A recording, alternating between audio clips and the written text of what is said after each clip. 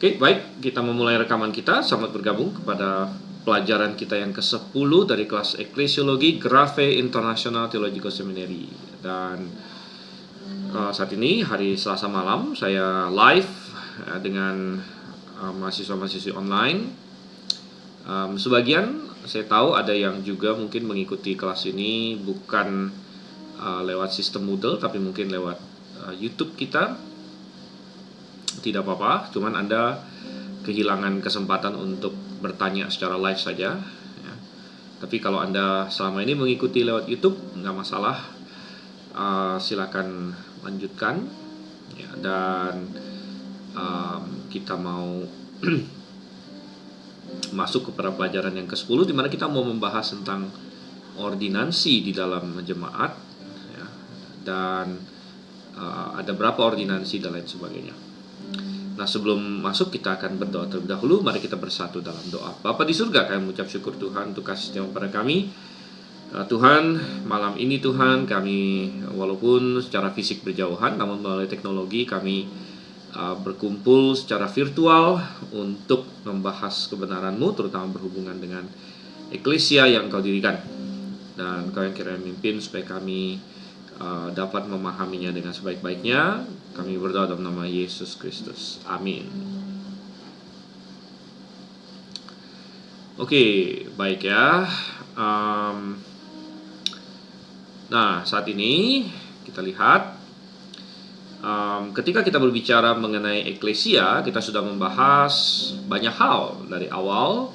Kita membahas apa itu jemaat, ya kan? Apa itu jemaat, dan bagaimana banyak orang salah memahami kata eklesia, kata jemaat. Banyak orang memahami itu, ada yang memahaminya sebagai gedung, tentu salah ya. Tetapi intinya bahwa eklesia itu adalah suatu perkumpulan ya, suatu perkumpulan, tapi bukan sembarang perkumpulan, karena eklesia di Perjanjian Baru adalah perkumpulannya Kristus. Nah, karena dia perkumpulan Kristus, maka dia tentu melakukan perintah-perintah Kristus. Nah, oleh karena itu kita masuk ke dalam apa yang kita sebut sebagai ordinansi eklesia ya. Ordinansi eklesia nanti kita akan lihat. Gereja-gereja baptis biasanya kita punya slogan biasanya adalah dua ordinansi ya, dua ordinansi, yaitu baptisan dan perjamuan Tuhan. Nah, kita akan lihat satu persatu. Yang kita akan mulai dengan baptisan terlebih dahulu. Tapi sebelum kita masuk ke pembahasan mengenai baptisan, pertama kita selidiki dulu istilah yang kita pakai di sini, yang mungkin tidak lazim di telinga sebagian orang Kristen, ya, yaitu kata ordinansi. Ya, ini adalah terjemahan bahasa Inggris ordinance sebenarnya. Dan ordinance atau ordinansi itu berasal dari kata order dalam bahasa Inggris ya.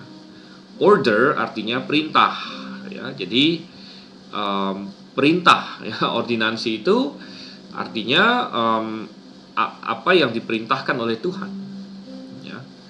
Nah, tentu apa yang diperintahkan oleh Tuhan kan banyak ya. Tetapi kita bicara apa yang Tuhan perintahkan bukan kepada individu, tapi kepada jemaat. Kayak misalnya kalau kita diperintahkan untuk misalnya kita diperintahkan untuk ya memberitakan Injil. Nah, itu bisa dilakukan secara pribadi ya. Atau kita diperintahkan untuk berdoa, itu bisa dilakukan secara pribadi ya. Tapi ini kita bicara mengenai ordinansi yang pelaksanaannya adalah secara jemaat ya, secara jemaat.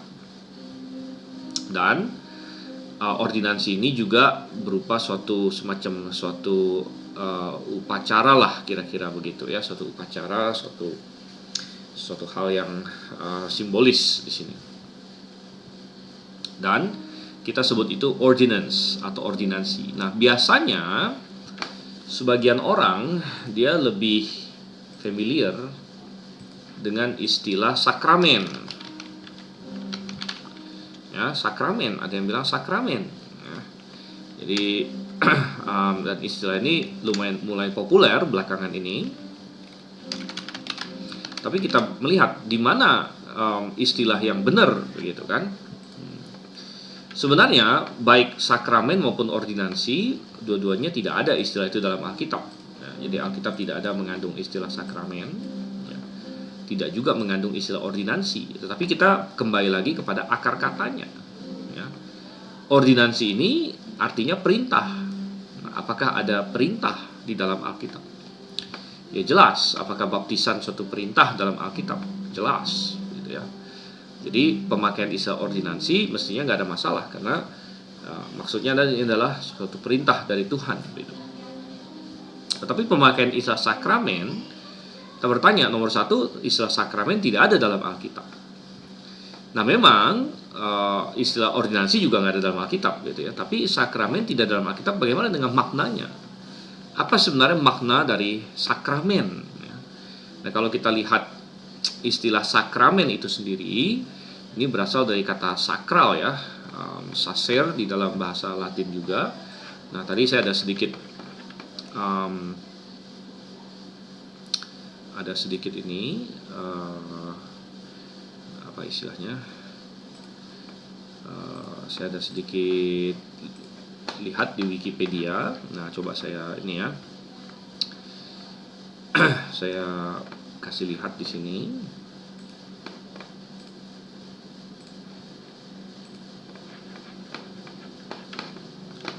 Ya, nah ini contohnya ya. Nah, kita bicara mengenai sakramen. Sakrament di sini. Jadi menurut dia sakramen ini kelihatan nggak sih? Cukup gede nggak? Ya, coba ya kita bikin large. Ini. Nah, sakramen adalah suatu Christian rite, suatu ritus Kristen, ritual Kristen. Ya.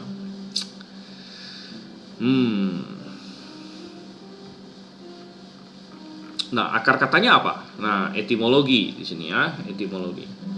Bahwa kata bahasa Inggris sacrament ya, itu diambil dari istilah Latin sacramentum. Ya, sacramentum di sini yang berasal dari kata Latin sacro sebenarnya, ya. Artinya menguduskan, ya, menyucikan. Yang dari bahasa Latin sacer, ya, artinya kudus atau suci. Ya. Jadi sakramen adalah sesuatu yang menguduskan, sesuatu yang menyucikan. Gitu. Nah, ada banyak gereja yang memang punya konsep seperti itu. Ya, gereja Katolik punya konsep bahwa sakramen ini adalah cara Tuhan menguduskan kita, cara Tuhan menyampaikan kasih karunia-Nya kepada kita. Ya. Jadi untuk gereja-gereja dengan konsep seperti itu, mereka pakai istilah sakramen itu sudah tepat untuk teologi mereka.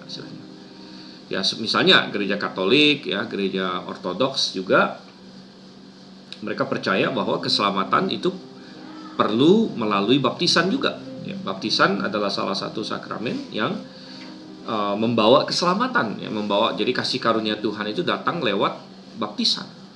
Gitu. Nah, sehingga bagi mereka menyebut baptisan suatu sakramen, sesuatu yang menguduskan, sesuatu yang menyucikan. Ya. Itu tepat untuk teologi mereka. Ya. Nah, tetapi untuk orang-orang Alkitabiah tentu ini tidak benar, ya, karena baptisan tidaklah menguduskan, ya. Baptisan tidaklah menyucikan, ya. Yang menyucikan adalah, ya, penebusan Yesus Kristus yang kita terima ketika kita percaya kepada Dia, ya. Ketika kita percaya kepada Yesus, kita disucikan, kita dikuduskan, ya, bukan pada saat kita dibaptis, ya. Karena baptisan itu, ya, seperti kata ayat, ya, itu hanyalah pembasuhan air jasmani. Jadi sama sekali nggak cocok gitu ya. Oke, jadi dan sedikit di sini saya kasih lihat ya, Wikipedia ada memberikan semacam tabel ya. Jadi berbagai denominasi itu apa yang mereka anggap sakramen ya. Atau kalau istilah kita ya, kita nggak akan sebut sakramen, kita sebut itu ordinansi, ya. Tapi Katolik punya 7 sakramen. Demikian juga Ortodoks Timur, ya. Yaitu ada baptisan, ya.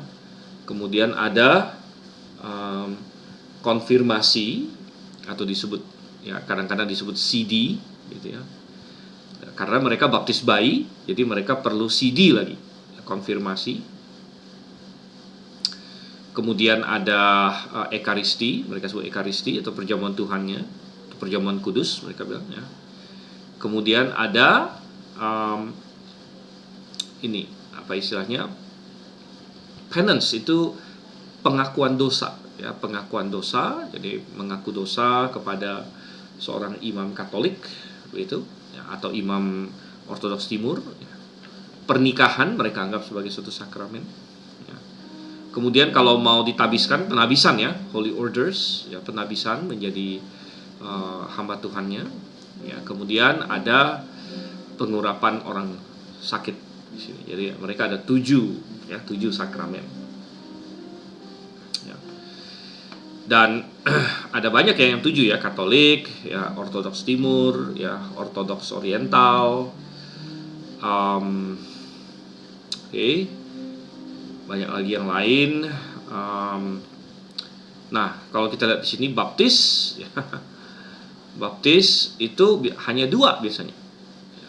Nah, dia taruh di sini baptis maybe yang ini, ya, maybe yang ini konfirmasi CD, ya. Padahal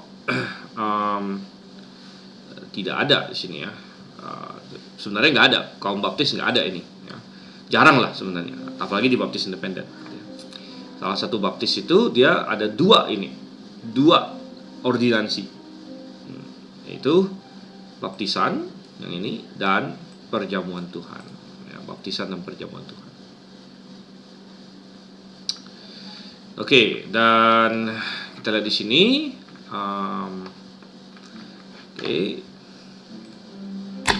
balik lagi ke ini kita, diktat kita. Jadi nanti kita akan lihat kenapa kita hanya ada 2, gitu. Ya, karena kita bilang ada banyak hal itu salah, ya. Satu, CD atau confirmation itu nggak ada dalam Alkitab, ya, nggak ada dalam Alkitab, ya. Itu hanya muncul karena ada baptisan bayi. Nanti kita akan lihat di situ, ya. Nah, kemudian mengaku dosa kepada imam juga nggak ada punya, gitu. Sama sekali nggak ada, ya. Lalu kita bilang lagi apa lagi? Pernikahan ada dalam Alkitab, tapi kita tidak anggap itu sebagai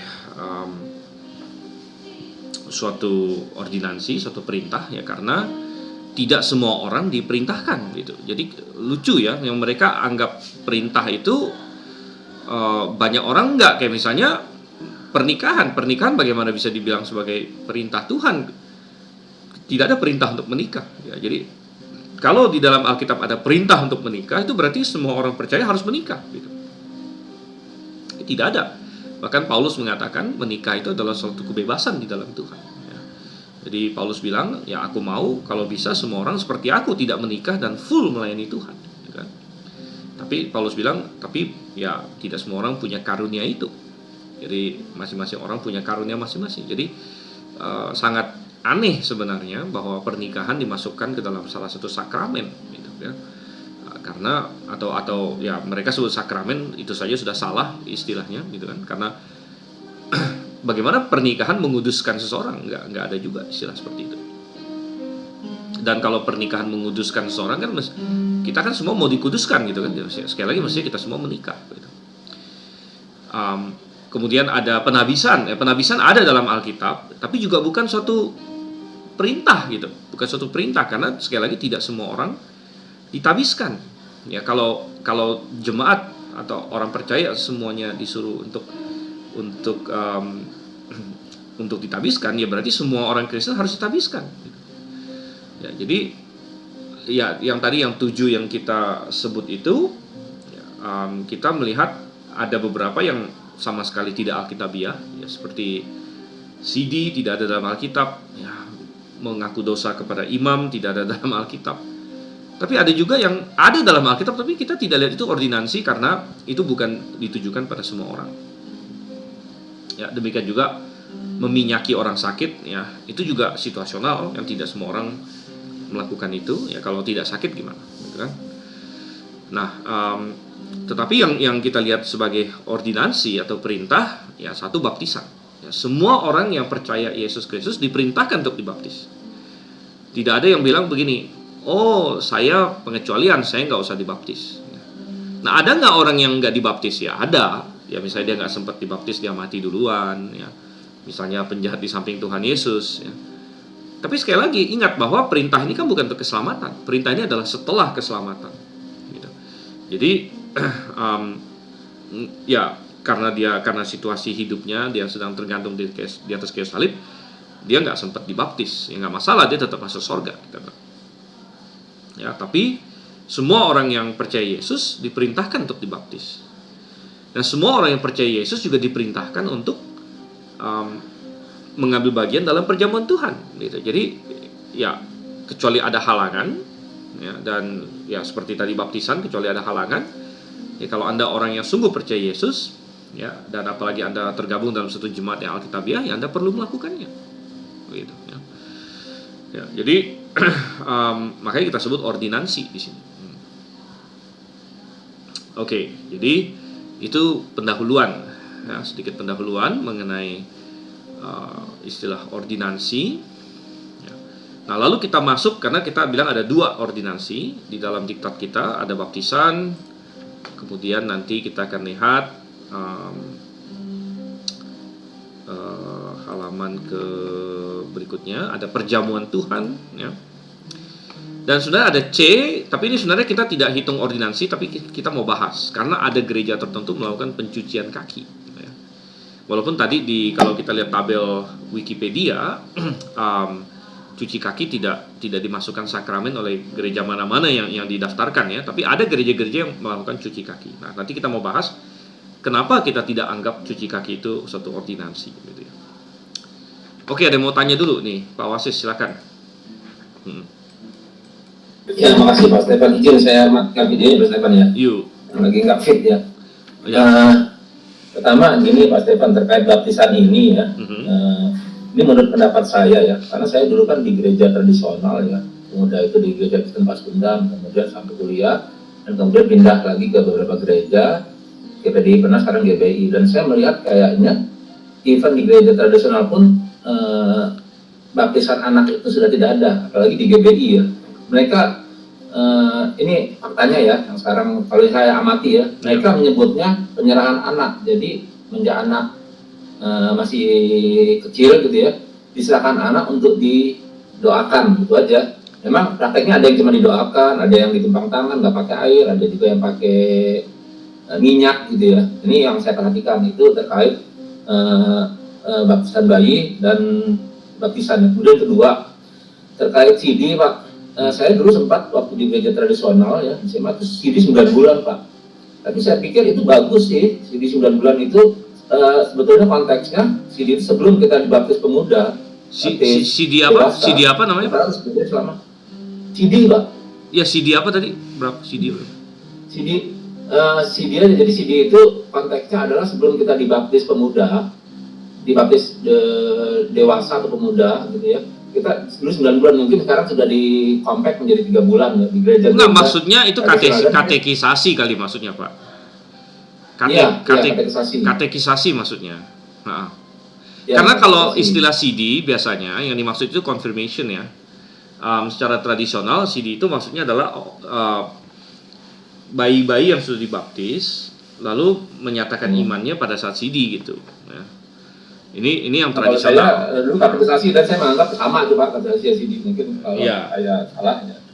Nah, itu. Okay. Jadi katekisasi, jadi tapi saya pikir bagus itu ya, tapi di gereja sekarang itu jarang gitu ya. Terus ketiga Pak, ini yang terakhir terkait kalau kita ada kuis atau pilihan untuk diselamatkan, percaya dan menerima Yesus saja, percaya dan menerima Yesus terus dibaptis. Yang ketiga adalah dengan tambah lagi perbuatan baik.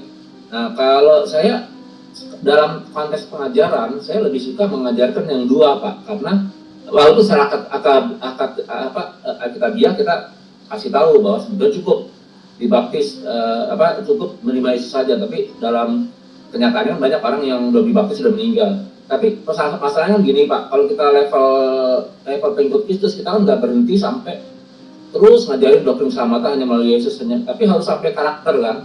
Dan karakter ini bisa kita lihat dari perbuatan yang paling kecil itu baptis. Jadi kalau dia serius, ya dibaptis. Jadi sebetulnya saya lebih senang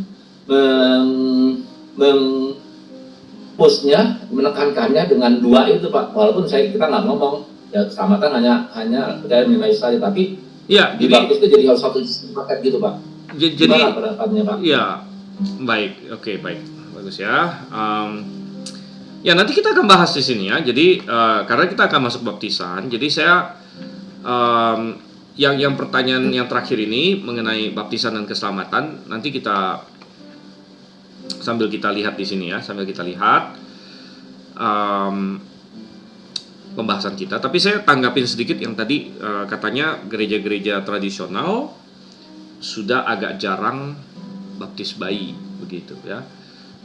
Ini tergantung lingkarannya Pak. Atau ya mungkin dalam pengalaman Pak Wasis begitu di beberapa gereja yang Pak Wasis datengin, dan itu kalau memang benar begitu, itu biasanya pengaruh dari ya pengajaran yang kayak kita serukan ini. Yang terus terang kayak misalnya Grave ya, ini kita lantang sekali menyerukan ya sejak tahun 95 ketika Grave berdiri dan lain sebagainya. Ya mungkin bukan hanya Grave, tapi ya Grave salah satunya lah gitu kan. Ya saya tidak tahu ada lagi yang lain atau enggak ya, bisa jadi ada juga yang lain, gereja-gereja yang lain yang banyak menyerukan bahwa baptisan bayi itu tidak alkitabiah begitu. Baptisan bayi tidak alkitabiah ya. Dan saya percaya itu adalah pengaruh dari itu ya, pengaruh dari itu. Jadi banyak gereja ya, karena kayak misalnya kita sudah bikin seminar banyak sekali ya, dan yang datang itu dari banyak gereja ya, dan mereka datang dan mereka walaupun mereka tidak, katakanlah tidak ini ya, tidak bergabung dengan GBIA atau lain sebagainya, tapi mereka banyak yang mengakui bahwa ini pengajaran Alkitabiah, dan ada sebagian mereka balik ke gereja masing-masing dan lain sebagainya, dan ada pengaruh itu gitu. Ya, namun demikian ya tidak tertutup bahwa tidak menyangkal bahwa dasar teologi mereka tetap mengokekan baptis bayi gitu, walaupun praktek lapangannya mungkin ada cabang-cabang tertentu, gereja-gereja tertentu yang mulai tidak melakukannya ya. Tapi teologi mereka sebenarnya masih gitu, teologi mereka masih ya mendukung baptis bayi. Dan sebenarnya bukan hanya gereja-gereja Protestan, kan awal mulanya itu adalah Katolik, kita bilang ya Katolik tetap baptis bayi karena itu bagian dari teologi mereka bahwa baptisan itu menyelamatkan gitu ya. Jadi itu yang saya bilang tadi, Katolik mengajarkan baptisan itu perlu untuk keselamatan, dan baptisan adalah cara seseorang diselamatkan gitu. Bahkan seorang bayi yang sudah dibaptis itu menurut mereka selamat, bayi yang belum dibaptis itu tidak selamat begitu. Nah, karena teologinya seperti itu, ya nggak mungkin mereka menghilangkan baptisan bayi, gitu kan? Nah, sama dengan gereja Ortodoks Timur dan sebagainya. Nah, gereja-gereja Protestan ini yang kayak agak di tengah-tengah begitu, ya agak di tengah-tengah, di mana mereka tidak benar-benar sampai posisi baptis, ya posisi gereja baptis maksudnya, Anabaptis begitu, yang hanya baptisan orang percaya saja, hanya baptisan orang percaya, tapi mereka juga kayak di tengah-tengah antara Katolik dengan baptisan orang percaya begitu ya. Nah sehingga ya mereka ya kayak ombak aja gitu, kadang condong begini, kadang condong begitu. Nah kebetulan yang Pak Wasis observasi di sekitar Pak Wasis adalah yang agak cenderung menjauh dari baptisan bayi. Ya saya sih senang saja ya, memang baptisan bayi itu tidak alkitabiah begitu. Jadi kalau ada tren ke arah sana ya puji Tuhan gitu kan. Tapi sekali lagi, kalau kita lihat ke dasar teologinya, itu dasar teologi dari gereja katakanlah Lutheran, Presbyterian, ya Anglikan, Metodis dan sebagainya, gereja-gereja Protestan yang mainstream ya mereka tetap teologi mereka sebenarnya adalah baptisan bayi gitu. Nah sekali lagi kalau ada yang mulai tidak, ya itu saya tanggapin positif, bagus begitu ya, bagus. Dan ya moga-moga ya mereka makin alkitabiah dalam hal lain juga, begitu kan. Ya, oke, nah coba kita masuk ke sini ya, supaya kita nanti lihat ya baptisan lalu kaitannya dengan keselamatan dan lain sebagainya nanti gitu ya. Oke, ada pertanyaan lagi nih dari Pak Arisman. Oke, apa Pak Arisman? Pak Arisman? Atau kepencet doang? Suaranya nggak kedengeran. Oke, mungkin mikrofonnya rusak atau apa ya. Oke, saya lanjut dulu karena Pak Arifan nggak kedengeran suaranya. Kita lihat di Halo Pak. Halo Pak Danies. Ya, Iya, Pak. Ya. Ini Pak, maaf Pak, agak kurang keras karena hujan sini Pak. Iya, maksudnya suara saya kedengaran nggak? Enggak Pak, saya mau nanya, tadi kalau nggak salah, kan sakramen perkawinan kan nggak ada perintahnya ya. Ya. Kalau nggak salah dengar tadi karena sama-sama hujan gede. Benar. Nah, yang mau saya tanyakan Pak, bagaimana dengan yang di Kejadian, tapi saya lupa Kejadian berapa, katanya berkembang biak dan beranak cuculah kamu kepada Abraham gitu Pak. Itu bagaimana kaitannya dengan pernikahan? Itu satu, pertama itu ya Pak. Iya, baik. Yang kedua saya masih bingung Pak, surat konsep gereja universal itu dari Ignatius atau dari Paulus itu. Yang kedua, yang ketiga kan ada Ortodoks Timur. Iya. Kemudian ada Ortodoks Oriental. Itu maksudnya apa Pak, Ortodoks Oriental? Oh ya. Ya, terima kasih Pak Stephen. Baik, ada 3 pertanyaan ya. Satu, mengenai tidak ada perintah untuk menikah ya. Memang tidak ada perintah untuk menikah dalam Alkitab ya. Tapi bagaimana dengan ada perintah Tuhan agar manusia beranak cucu dan berkembang biak, begitu kan?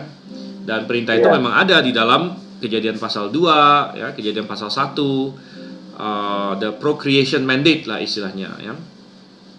Ya, tetapi ada beberapa hal ya, satu, itu bukan perintah untuk gereja nomor 1 ya, karena ini kan kita lagi bahas ordinansi gereja nih gitu ya, ordinansi gereja. Jadi perintah yang kita dapatkan di dalam Kejadian pasal 2 dan pasal 1 ya, untuk berkembang biak, beranak cucu, memenuhi bumi, itu bukan perintah kepada gereja. Itu adalah mandat Tuhan kepada manusia secara umum, begitu, pada manusia secara umum. Nah, kalau kita melihat dari konteksnya, maka masih di pasal yang sama, selain ada mandat untuk berkembang biak, ada juga mandat untuk menguasai bumi. Kan Tuhan bilang, beranak cuculah, penuhilah bumi, kemudian kuasailah bumi. Nah, itu kan juga perintah. Jadi apakah menguasai bumi juga jadi ordinansi atau sakramen? Kan enggak kan? Sekali lagi, karena itu bukan kepada gereja gitu ya, bukan kepada gereja-gereja Tuhan, itu adalah kepada manusia pada umumnya. Nah, tapi kalau kita lebih mendalam lagi mengenai perintah untuk beranak cucu itu adalah suatu perintah umum ya, kepada umat manusia secara umum, bukan kepada setiap pribadi secara personal, begitu ya, bukan pada setiap pribadi secara personal. Ada orang-orang yang memang ya, Tuhan Yesus sendiri berkata, jadi kita harus melihat keseluruhan Alkitabnya. Di dalam Matius pasal 19, Tuhan Yesus berkata ada orang yang lahir memang tidak bisa menikah ya kan? Ada yang dibuat orang menjadi tidak bisa menikah ya. Ada yang demi kerajaan Allah tidak menikah ya. Jadi dari pernyataan Tuhan Yesus di Matius 19 itu kita tahu bahwa bukanlah kehendak Tuhan untuk agar semua orang menikah gitu. Demikian juga ini dipertegas oleh Paulus ya, di mana ya yang tadi saya sebutkan itu, Paulus berkata ya, kalau bisa semua orang seperti saya itu bagus ya, tapi saya tahu tidak semua orang bisa. Jadi ada keseimbangan di sini ya. Kita tidak boleh paksa orang menikah. Kalau perintah menikah kan berarti memaksa orang menikah gitu kan. Tapi kita juga tidak boleh melarang orang menikah ya. Nah, melarang orang menikah itu juga doktrin setan-setan gitu. Doktrin setan-setan sebagaimana dinyatakan di 1 Timotius pasal 4 ayat 1 begitu. Ya, jadi melarang orang menikah seperti Katolik juga kan, Katolik melarang orang menikah. Siapa yang dilarang Katolik menikah? Ya ini kalau mau jadi apa pastornya mereka kan Ya. tidak boleh menikah, gitu kan? Nah, jadi melarang orang menikah itu salah, memaksa orang menikah juga salah. Ya, jadi memang tidak ada perintah untuk semua orang menikah. Kemudian tadi pertanyaan nomor 2 apa ya? Saya agak Konsep kerajaan iya. gereja universal, Pak. Kerajaan atau gereja, Pak? Ya. Gereja Pak, gereja universal. Oke, konsep gereja universal tidak ada dalam Alkitab. Jadi bukan Paulus yang ini kan, bukan Paulus yang menyatakan. Jadi Kristus ya, Pak. Itu istilah gereja universal pertama kali muncul di yang katanya surat Ignatius. Tapi seperti yang kita bahas, diragukan bahwa itu benar-benar Ignatius yang tulis gitu ya, perkataan itu ya. Jadi karena Ignatius itu adalah seorang tokoh awal yang sekitar dari abad kedua gitu ya. Nah, jadi diragukan bahwa itu Ignatius yang tulis ya. Jadi tapi kita bilang bahwa konsep gereja universal mulai berkembang di abad 2-3 lah begitu. Nah, itu sudah istilahnya mulai muncul istilah gereja universal, walaupun istilah itu dan konsep itu tidak ada dalam Alkitab. Oke, kemudian pertanyaan ketiga mengenai ortodoks ini ya, ortodoks oriental. Ya, jadi memang gereja ortodoks itu ada beberapa jenis, Pak. Ada ortodoks timur, ortodoks oriental nih hanya semacam sejenis ini aja ya. Kayak memang satu denominasi tersendiri gitu. Jadi mereka juga wilayahnya tidak persis sama begitu ya. Kalau ortodoks oriental itu banyaknya di daerah Armenia, Mesir ya. Beberapa inilah pokoknya ada beberapa ya. Nih kalau saya baca nih ya, biasanya mereka di Armenia, Mesir, Eritrea, ini daerah Afrika sana ya, Ethiopia, Sudan, Timur Tengah, Irak ya, dan bagian-bagian selatan India dan lain sebagainya ya. Nah, ortodoks oriental sendiri dia ada cabang lagi, jadi terdiri dari 6 katanya, yaitu ortodoks Koptik, ortodoks Syria, gereja apostolik Armenian ya. Dan ada beberapa, pokoknya ada 6 lagi begitu ya. Jadi ini salah satu bagian dari denominasi lah begitu. Oke, baik ya. Nah, oke, kita masuk sekarang ke masalah baptisan. Kita mau lihat nomor 1 makna dan sejarah baptisan Kristen ya. Nah, kita bilang baptisan Kristen dimulai oleh Yohanes Pembaptis. Dan itu kita bisa lihat ayat-ayat berikut dulu. Pertama Markus ya. Coba saya share dulu. Oke, ini saya mute dulu ya. Oke, Markus 1 ayat 4.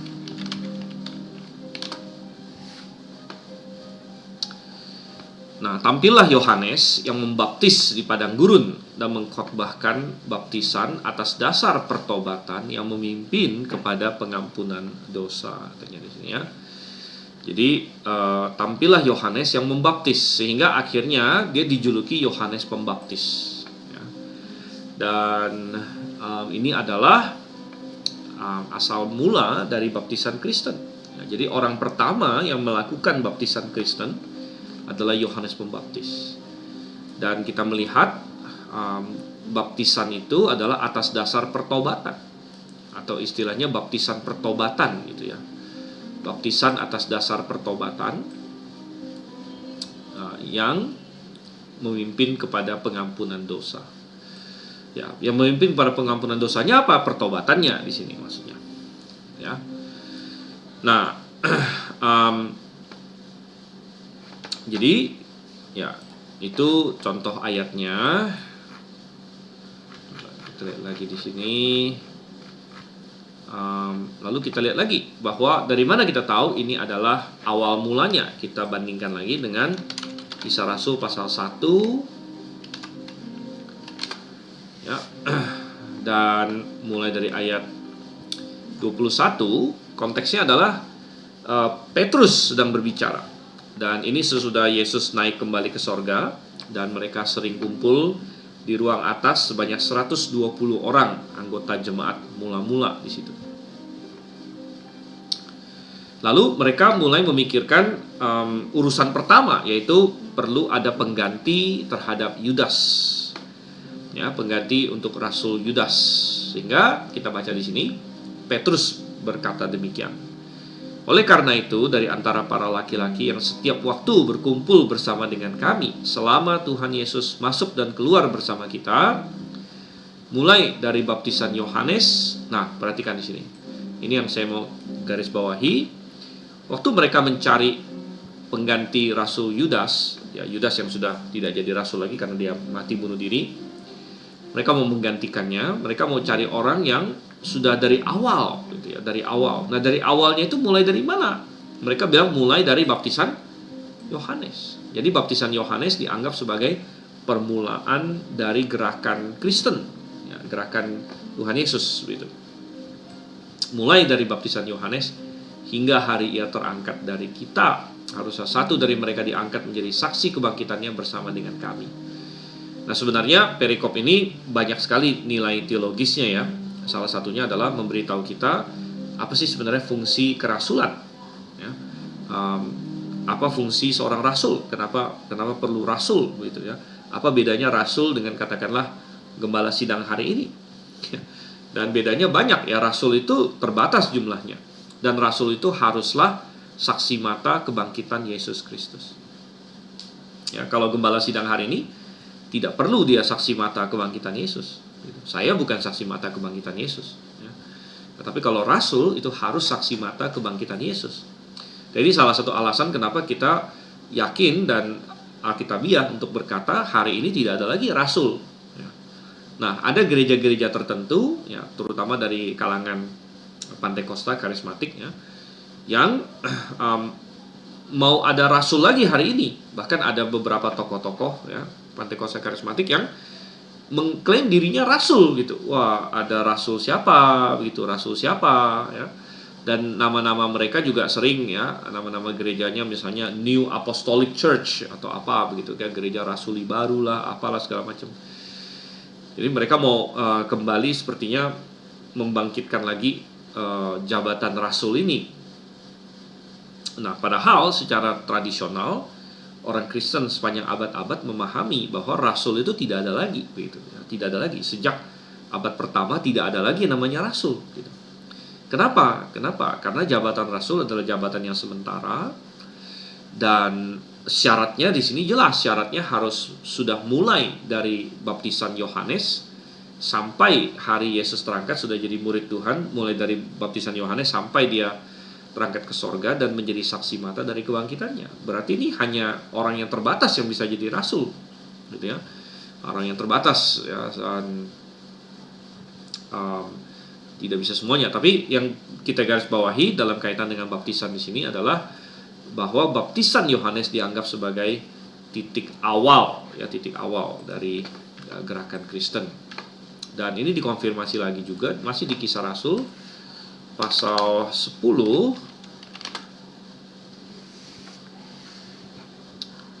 Oke. Ayat yang ke-37. Coba kita lihat di sini, ya. Atau saya mulai dari ayat 36. Ini Petrus lagi, ya. Petrus lagi yang bicara. Waktu itu konteksnya kalau Kisah Rasul pasal 10, dia diundang oleh seorang non-Yahudi namanya Cornelius. Dia diundang, lalu dia datang ke rumah Cornelius, lalu dia mulai berkhotbah kepada mereka, ya. Dan dia 36, firman yang telah Allah kirim kepada anak-anak Israel, yang memberitakan kabar baik damai sejahtera melalui Yesus Kristus. Dia adalah Tuhan atas semua. Firman itu kalian ketahui telah tersiar di seluruh Yudea, bermula dari Galilea setelah baptisan yang Yohanes khotbahkan. Ya, jadi sekali lagi kita juga melihat firman itu, ya, firman Tuhan itu mulainya dari mana? Mulainya dari Galilea setelah baptisan yang Yohanes khotbahkan, gitu ya. Jadi kembali kita lihat mengacu kepada baptisan Yohanes sebagai permulaan. Demikian juga kita lagi Kisah Rasul 13 ayat 24. Saya mulai dari ayat 23-nya. Dikatakan sini, dari keturunan orang ini Allah sesuai dengan janjinya telah membangkitkan bagi Israel seorang juru selamat, yaitu Yesus. Didahului oleh Yohanes yang sebelum kedatangannya memberitakan tentang baptisan pertobatan untuk seluruh umat Israel. Ya, jadi ada baptisan pertobatan juga di sini. Ya. Dan ini dianggap sebagai permulaan. Ini ya. Jadi kembali lagi ke diktat kita.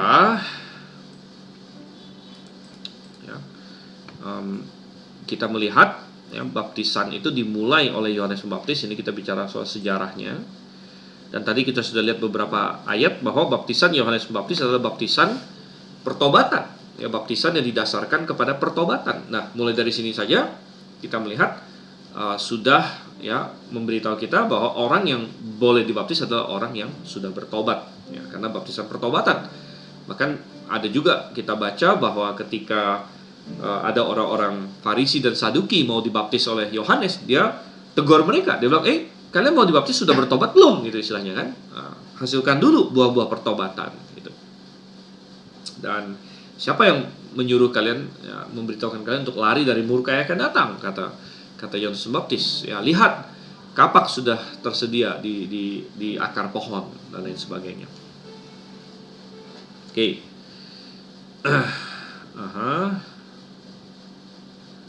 Oke, kita lihat di sini ya.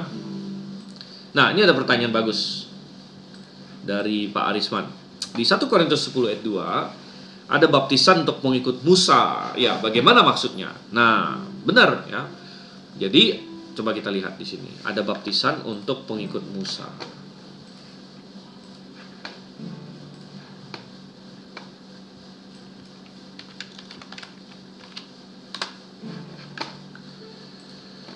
Oke, nah coba kita lihat ya. Saya baca dari 1. Dan saudara-saudara, aku tidak mau kalian tidak mengetahui bahwa bapak-bapak kita semuanya berada di bawah awan, dan semuanya telah melintasi laut. Oke, jadi ini bicara soal waktu orang Israel menyeberangi Laut Merah. Ya. Nah, ini sesudah tulah ke-10 mereka dibiarkan keluar dari Mesir, tapi kemudian Firaun kejar mereka. Akhirnya mereka melintasi Laut Merah. Dan semuanya telah dibenamkan kepada Musa, ya, dibenamkan kepada Musa. Nah ini atau dibaptis kepada Musa ya. Ini kalau TB Lembaga Alkitab Indonesia telah dibaptis. Ya, ini saya bacakan versi ini ya, LAI dulu ya, Indonesia Terjemahan Baru. Untuk menjadi pengikut Musa, mereka semua telah dibaptis dalam awan dan dalam laut. Memang kata yang dipakai adalah kata baptizo di sini. Baptizo ya. Tapi di dalam Alkitab yang ini ITR yang saya sedang terjemahkan, dan semuanya telah dibenamkan. Nah, jadi saya menerjemahkan baptizo di sini dengan kata dibenamkan. Ya. Mengapa demikian? Karena nomor 1 kata baptizo itu memang artinya memasukkan ke dalam air atau membenamkan. Ya. Dan di ayat ini baptizo bukan atau belum mengacu kepada tadi itu ordinansi untuk eklesia ya, karena pada masa Musa itu belum ada eklesia. Ingat kita beberapa waktu lalu bicara mengenai kapan eklesia mulai. Eklesia dimulai zaman eklesia dimulai oleh Yohanes Pembaptis, dan eklesia itu mendapatkan gembala pertama adalah Tuhan Yesus yang kemudian menggembalakan jemaat pertamanya di situ ya. Jadi Yohanes Pembaptis bersama dengan Tuhan Yesus di situ. Jadi pada masa Musa belum ada eklesia perjanjian baru. Jadi dan pembaptisan ini pun ini adalah penggunaan secara figuratif ya, figuratif. Jadi ingat, dan semuanya telah dibenamkan kepada Musa dalam awan dan dalam laut. Jadi gambarannya adalah waktu orang Israel turun ke ke Laut Merah gitu kan. Kalau turun ke laut kan jalannya turun begitu. Nah, Anda bisa membayangkan orang Israel turun ke laut, lalu di kanannya ada tembok air, di kirinya ada tembok air, di atasnya ada apa? Di atasnya ada awan. Jadi kayak mereka itu kayak terbenam di dalam itu, di dalam apa?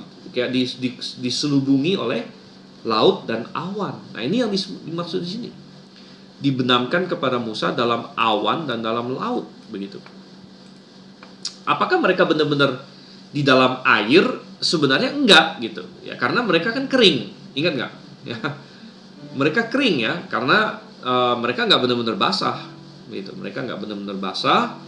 Cuman ini penggunaan secara figuratif, ya, bahwa ya, dan ini memang semacam tipologi untuk baptisan Kristen, gitu. Ya, tapi ini belum baptisan Kristen. Ya. Jadi menjawab pertanyaan Pak Arisman, ya memang penggunaan kata baptisan atau baptizo di 1 Korintus 10 ayat 2 bukan mengacu kepada ordinansi untuk jemaat, ya, tapi ini adalah pemakaian kata baptizo secara generik, artinya dibenamkan atau diselamkan, yang dipakai secara figuratif dan tipologis untuk mengacu kepada baptisan Kristen yang akan datang, gitu ya.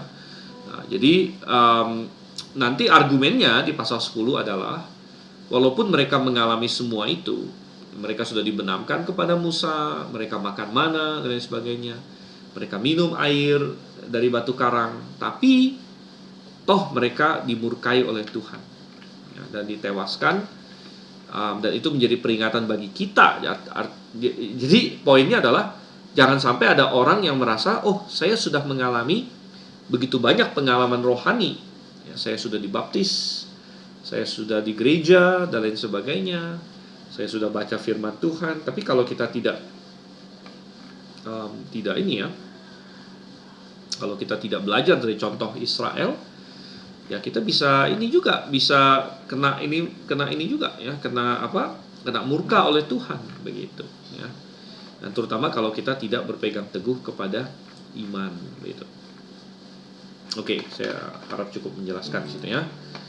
Nah, balik lagi ke sini. Oke, kita balik lagi ke tadi, baptisan dimulai dari Yohanes Pembaptis. Lalu kita lihat poin B kita. Poin B, bahwa baptisan Yohanes bukanlah baptisan Yahudi, ya. Baptisan Yohanes bukanlah baptisan Yahudi, melainkan baptisan Kristen. Kenapa kita perlu membuat poin ini? Ya, karena ada sebagian orang atau sebagian teolog ya, sebagian kelompok yang berkata sebenarnya baptisan Yohanes Pembaptis itu adalah baptisan Yahudi, jadi belum dianggap baptisan Kristen, begitu ya. Dan kadang-kadang ada orang yang salah memahami, dan dia salah memahami beberapa ayat firman Tuhan. Contohnya ada orang yang melihat Kisah Rasul pasal 19. Nah, di Kisah Rasul pasal 19 ada 12 orang murid yang sudah dibaptis dengan baptisan Yohanes katanya. Tapi kemudian Paulus baptis ulang lagi mereka, ya, dalam nama Yesus, gitu kan. Paulus baptis lagi mereka, sehingga banyak orang berkata, nah itu berarti baptisan Yohanes itu bukan baptisan Kristen, gitu. Karena lihat tuh, ada 12 orang murid ya, yang dibaptis ulang ya, karena mereka baru dibaptis oleh baptisan Yohanes. Nah, coba kalau Anda tidak familiar dengan perikopnya, langsung saja kita lihat ya. Nah, ini cukup penting juga. Oke. Sini saya bacakan. Dan terjadilah pada waktu Apolos berada di Korintus, Paulus sudah menjelajahi daerah-daerah pedalaman dan sampai di Efesus, dan ketika berjumpa dengan beberapa orang murid, ia berkata kepada mereka, apakah kalian sudah menerima Roh Kudus sejak kalian percaya? Tetapi mereka berkata kepadanya, bahkan kami belum pernah mendengar bahwa ada Roh Kudus. Maka ia berkata pada mereka, jadi kalian dahulu dibenamkan ke dalam apa? Dan mereka berkata, ke dalam baptisan Yohanes. Lalu berkatalah Paulus, Yohanes memang membenamkan dengan baptisan pertobatan, sambil berkata kepada rakyat bahwa mereka harus percaya kepada Dia yang akan datang setelahnya, yaitu kepada Kristus Yesus.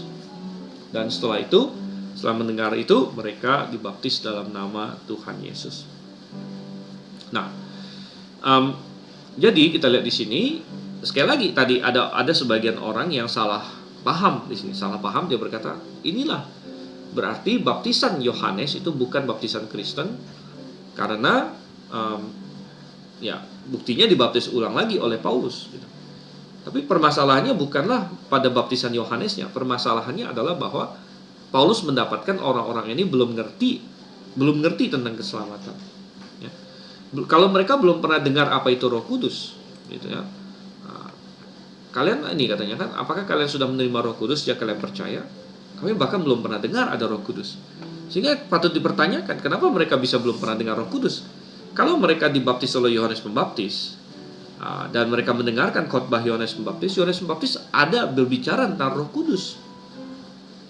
Ya, dan Yohanes pernah bilang, aku membaptis kalian dengan air, tapi dia yang akan datang lebih berkuasa dariku, dia akan membaptis kalian dalam Roh Kudus dan dalam api. Ya. Nah, sehingga heran kenapa 12 orang ini tidak pernah dengar tentang Roh Kudus.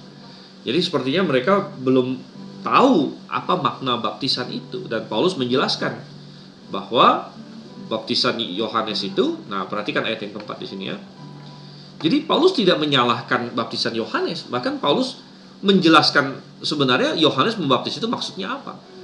Yohanes memang membenarkan dengan baptisan pertobatan, sekali lagi ada istilah baptisan pertobatan di sini. Sambil berkata kepada rakyat bahwa mereka harus percaya kepada Dia yang akan datang setelahnya, yaitu kepada Kristus Yesus. Nah, sepertinya ini yang belum dilakukan oleh orang-orang yang dibaptis, ya 12 orang ini.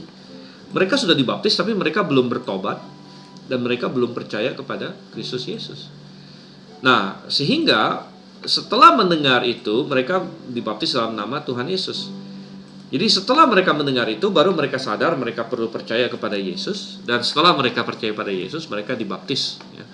Sehingga pembaptisan yang ulang dalam tanda kutip ya, pembaptisan ulang yang dilakukan di Kisah Rasul pasal 19 ini bukan karena awalnya mereka dibaptis oleh Yohanes seolah-olah itu kurang sah begitu, tapi karena merekanya yang tidak paham gitu ya. Jadi persoalannya pada merekanya bukan pada Yohanesnya gitu.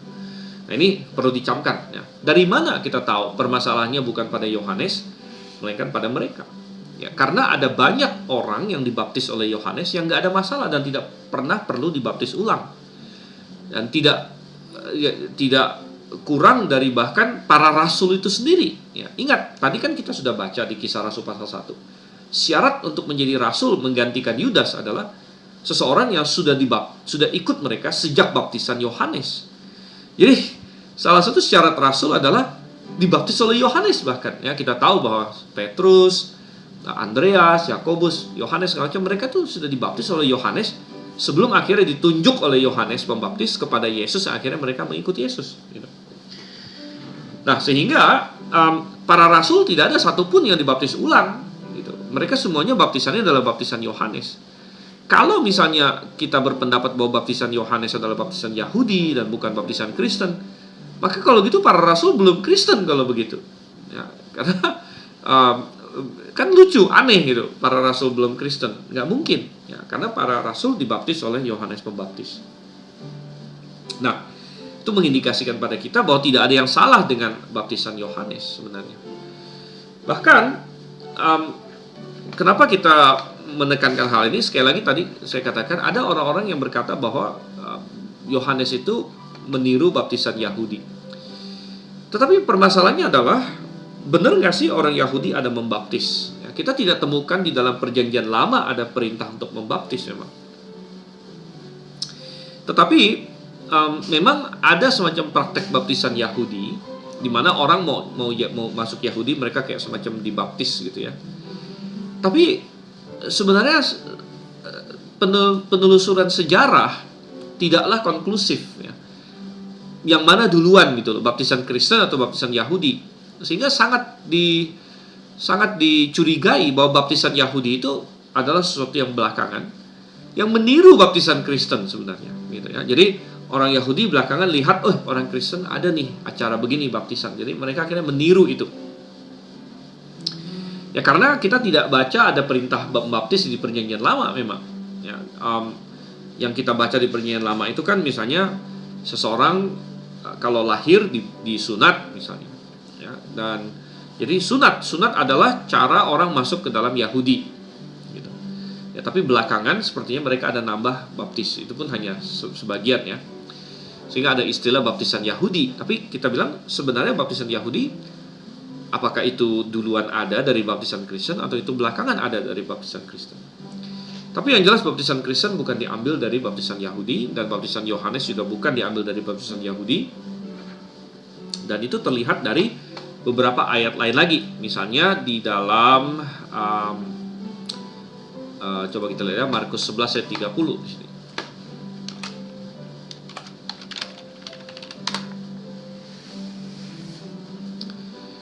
Dan di sini Tuhan Yesus sedang bersoal jawab dengan orang-orang Farisi.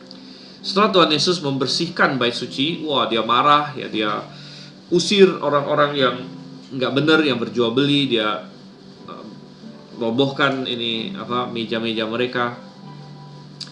Lalu banyak orang Farisi bertanya, atas dasar otoritas apa gitu? Ya di sini ya, dengan otoritas apa engkau melakukan hal-hal ini, dan siapakah yang memberikan otoritas ini kepadamu sehingga engkau melakukan hal ini? Ya. Ayat 29, tetapi Yesus menjawab dan berkata pada mereka, aku juga akan menanyai kalian satu hal, dan jawablah aku, maka aku akan memberitahu kepada kalian dengan otoritas apa aku melakukan hal ini. Baptisan Yohanes, nah ini, baptisan Yohanes apakah dari surga ataukah dari manusia? Kalian jawablah aku. Oke. Lalu mereka berunding, katanya di sini ya. Lalu mereka berunding di antara mereka sendiri dengan berkata, jika kita mengatakan dari sorga, ia akan berkata, jadi mengapakah kalian tidak mempercayai dia? Tapi jika kita mengatakan dari manusia, mereka takut terhadap rakyat. Jadi mereka nggak tahu mau jawab apa. Tetapi kita bisa menduga kira-kira Tuhan Yesus mau mereka jawab apa gitu. Karena mereka sendiri sadar, ya, kalau kita jawab dari sorga, dia akan berkata, kenapa kalian tidak percaya dia? Jadi Tuhan Yesus mau mendorong mereka untuk menjawab dari surga sebenarnya. Dan ini memberitahu kita secara tidak langsung memang, tapi ya cukup jelas, bahwa baptisan Yohanes itu asalnya dari surga, atau dari Tuhan lah istilahnya, ya, dari surga. Ya, jadi ini kembali memberitahu kita, menggarisbawahi bahwa ya ini sesuatu yang dari sorga, ya, bukan ciptaan manusia. Gitu. Oke, kita lihat lagi sekarang.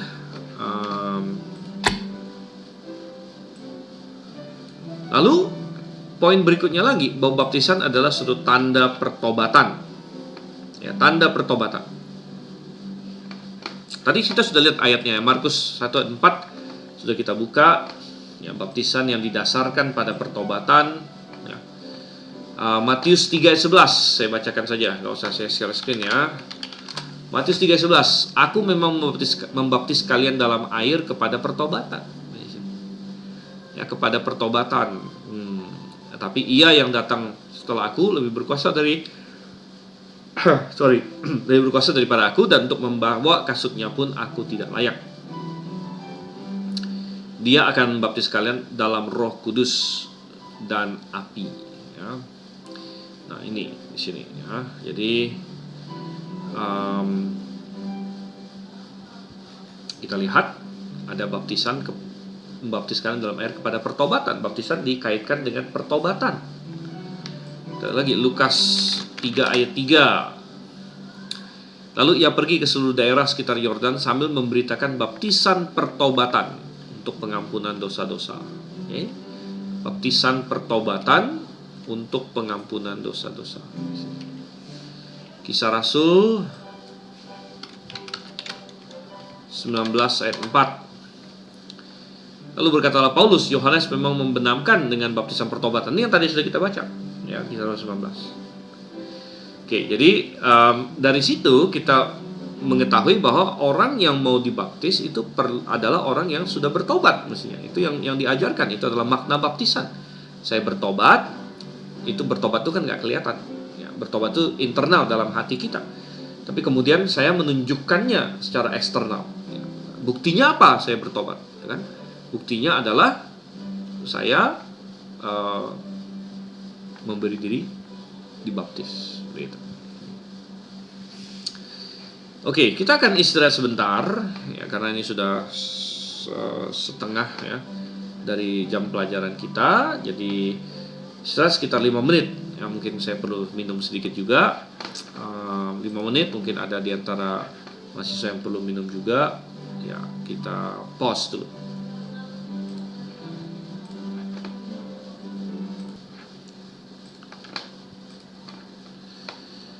Dan kita mulai lagi setelah break sebentar tadi. Kita sedang melihat makna baptisan. Ya. Baptisan adalah suatu tanda pertobatan. Tanda pertobatan. Nah, tanda pertobatan selain itu baptisan adalah tanda persatuan dengan Kristus. Tanda persatuan dengan Kristus. Nah, coba kita lihat Roma pasal 6.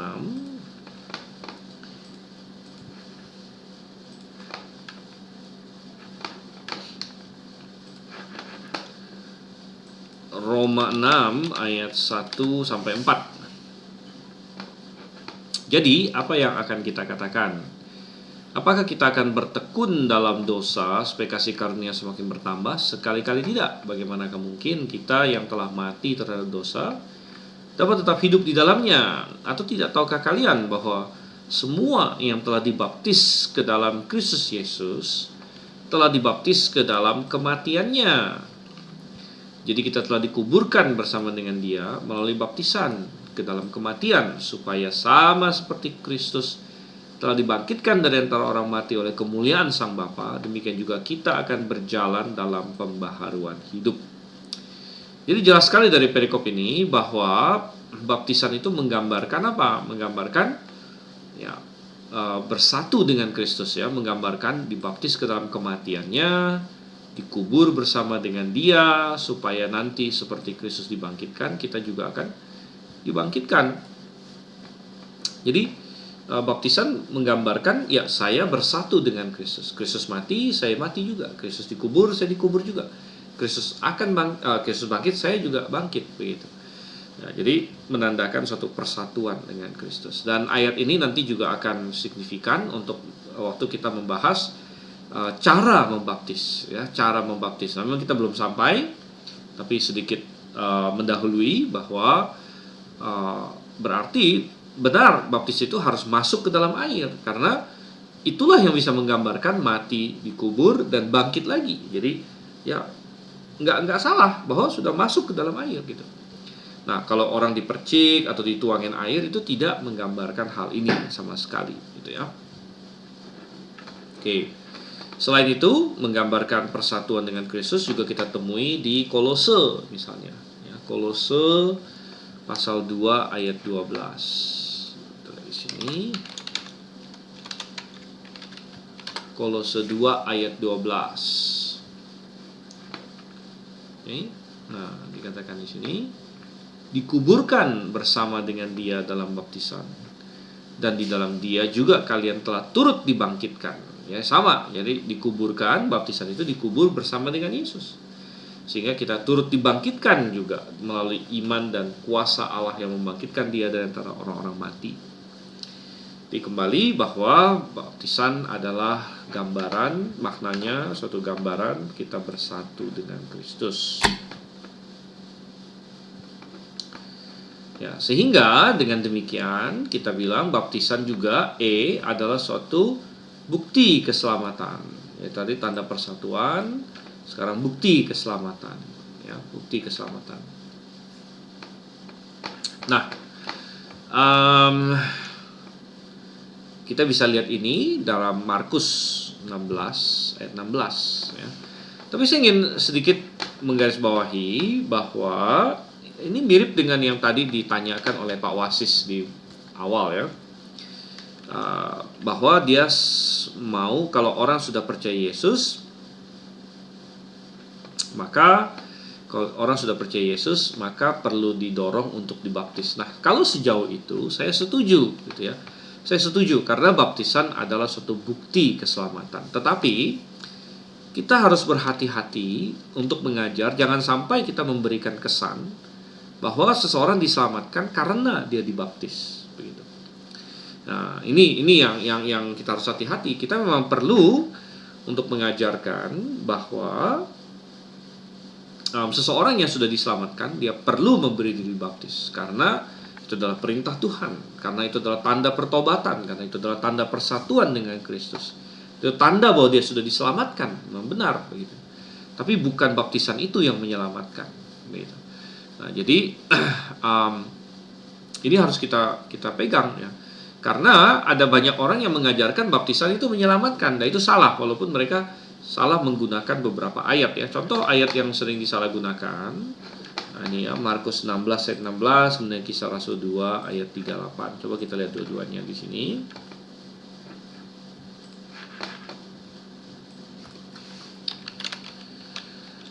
Oke, Markus 16 ayat 16. Orang yang percaya dan dibaptis akan diselamatkan, tetapi orang yang tidak percaya akan dihukum, katanya di sini. Nah, banyak orang yang mengambil ayat ini lalu berkata, lihat tuh, orang yang percaya dan dibaptis. Ada dua kan, percaya dan dibaptis. Jadi tidak cukup percaya saja, tapi harus dibaptis juga, katanya. Orang yang percaya dan dibaptis akan diselamatkan. Ya, seolah-olah mereka ingin mengajarkan baptisan itu perlu untuk keselamatan ya. Tetapi begini, kalau ini adalah satu-satunya ayat tentang baptisan dan keselamatan, ya mungkin ada poinnya. Tetapi yang sering kita tekankan ya, bahwa kebenaran Alkitabiah itu harus berdasarkan seluruh Alkitab ya, bukan hanya satu bagian dari Alkitab ya. Penting sekali untuk melihat keseluruhan konteks Alkitab, seperti yang tadi ditanya oleh Pak Danias ya. Bukankah ada perintah untuk menikah misalnya, karena ada ayat yang berkata penuhilah bumi, benar gitu, benar. Tapi apakah itu berarti semua orang harus menikah? Nah, kita harus lihat itu dari konteks seluruh Alkitab itu. Ternyata di seluruh Alkitab tidak ada keharusan untuk semua orang pribadi untuk menikah. Ada banyak ayat yang menegaskan tidak seperti itu gitu ya. Baik Tuhan Yesus sendiri, baik Rasul Paulus dan sebagainya. Bahkan ada orang-orang spesifik yang dalam Alkitab Tuhan perintahkan mereka jangan menikah malah ya. Contohnya Yeremia, Nabi Yeremia, Tuhan bilang sama Yeremia, kamu jangan menikah gitu. Jadi ada orang yang spesifik Tuhan bilang dia jangan menikah. Jadi makanya poinnya adalah bahwa kita bisa sampai kepada kebenaran kalau kita mempertimbangkan seluruh Alkitab ya. Kalau kita hanya mengambil satu perikop saja dan itu pun di luar konteks, maka kita bisa mengajarkan segala jenis kesesatan sebenarnya. Nah, berkaitan dengan masalah apakah baptisan perlu untuk keselamatan, bagaimana dengan ayat-ayat firman Tuhan yang begitu banyak begitu ya. Nih saya contohkan lagi tentang keselamatan ya. Misalnya Kisah Rasul 10 ayat 9. Sorry, bukan Kisah Rasul, Roma. Roma 10 ayat 9. Ya. Sebab jika kamu mengakui Yesus dengan mulutmu dan percaya dalam hatimu bahwa Allah telah membangkitkan dari antara orang mati, kamu akan diselamatkan. Karena dengan hati orang percaya dan mendapat pembenaran, dan dengan mulut ia mengaku dan mendapat keselamatan. Jadi tidak ada dikatakan di sini, tidak ada disebut masalah baptisan, gitu ya. Tidak disebut mengenai baptisan. Lalu kita lihat lagi di sini, contohnya lagi Efesus 2 ayat 9, ayat 8 dan 9. Sebab karena kasih karunia kalian diselamatkan oleh iman, itu bukan keberhasilan dari diri kalian sendiri, tetapi pemberian Allah, bukan hasil dari pekerjaan, supaya tidak ada orang yang memegahkan diri. Ya. Jadi juga tidak menyebut baptisan misalnya ya. Salah satu ayat yang paling terkenal tentang keselamatan, karena sedemikian besar Allah mengasihi dunia ini sehingga ia telah mengaruniakan putranya yang tunggal, supaya setiap orang yang percaya kepadanya tidak binasa melainkan beroleh hidup yang kekal, katanya di sini ya. Jadi ya dikatakan di sini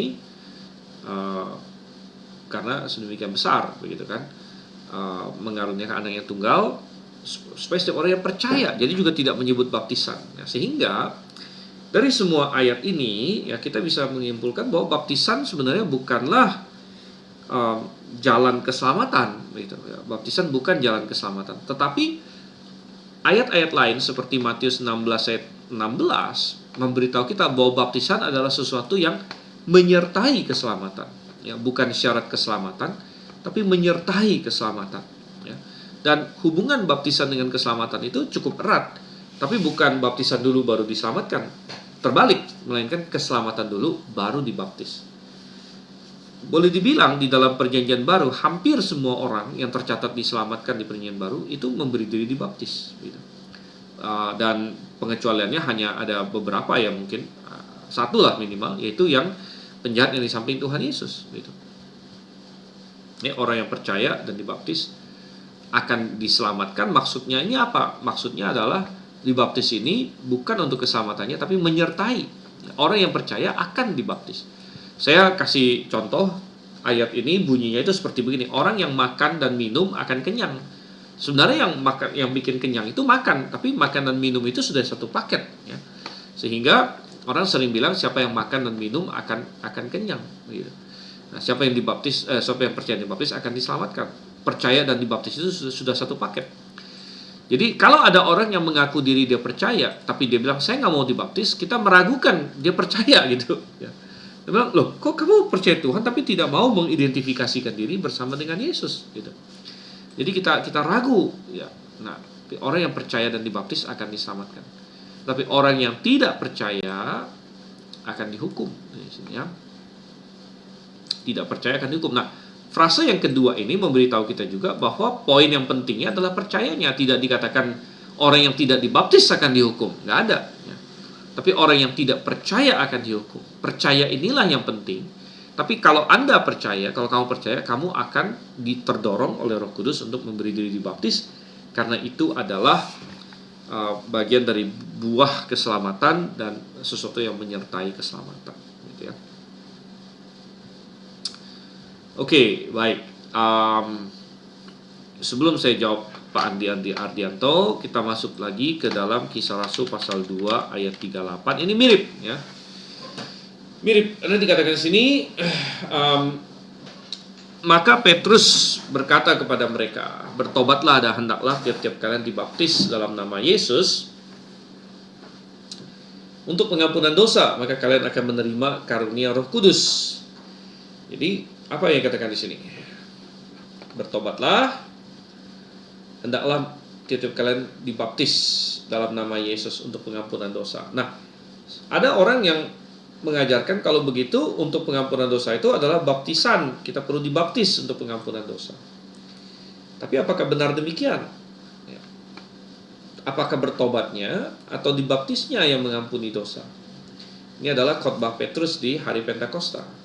Nah, kita bisa menjawab ini dengan melihat tidak jauh dari situ di Kisah Rasul pasal 3. Kisah Rasul pasal 3 ayatnya ya, yang ke